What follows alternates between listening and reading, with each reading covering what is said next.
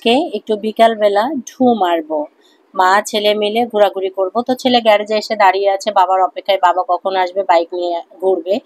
তো বাবা আসতে আজকে দেরি হলো, তার জন্য মা ছেলে মিলে রিক্সায় একটু ঢু মেরে আসবো এটাই চিন্তা করলাম।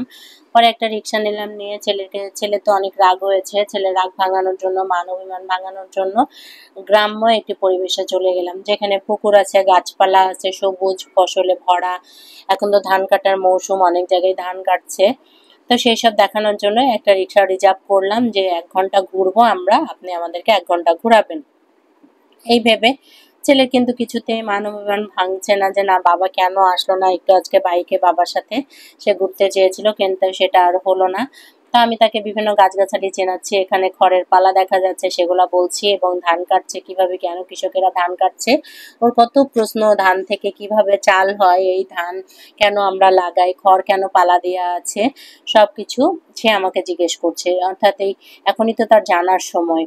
এই মাঠটা দেখে বলছে, মামা আমরা এখানে একটু নামি, এখানে একটু দৌড়ঝাঁপ করি, একটু খেলাখেলি করব। তো বিকেলবেলা হইলেও না একটু গরম ছিল, যার জন্য ছেলেকে নামাইলাম না। পরে এই মাঠটার কাছে একটু দাঁড়িয়ে ওকে একটু খেলায় নিয়ে করলাম যে একটু দৌড়ঝাঁপ করো, তারপরে ওর খেলাধুলা শেষ হওয়ার পরে ওকে নিয়ে আবার রিক্সা করে চড়লাম রাস্তার উদ্দেশ্যে। অর্থাৎ গন্তব্যহীনভাবে আজকে আমরা মা ছেলে ঘুরেছি। তো ঘুরতে ঘুরতে হঠাৎ করে আয়নের বাবা ফোন দিল যে আমরা রাস্তাতে আছি কিনা বা কোথায় আছি, তাহলে সে আমাদেরকে বাসায় আসার সময় নিয়ে আসবে। এই ফাঁকে এক পরিচিত কলিগের সাথে দেখা হলো। তো সেই কলিগের দোকানে বসে আমার ছেলে আইসক্রিম খাচ্ছে, আমার বাচ্চাটাকে তারা খুবই পছন্দ করে। আর তার ফাঁকে আয়নের বাবা আমাদেরকে নিতে চলে এসেছে।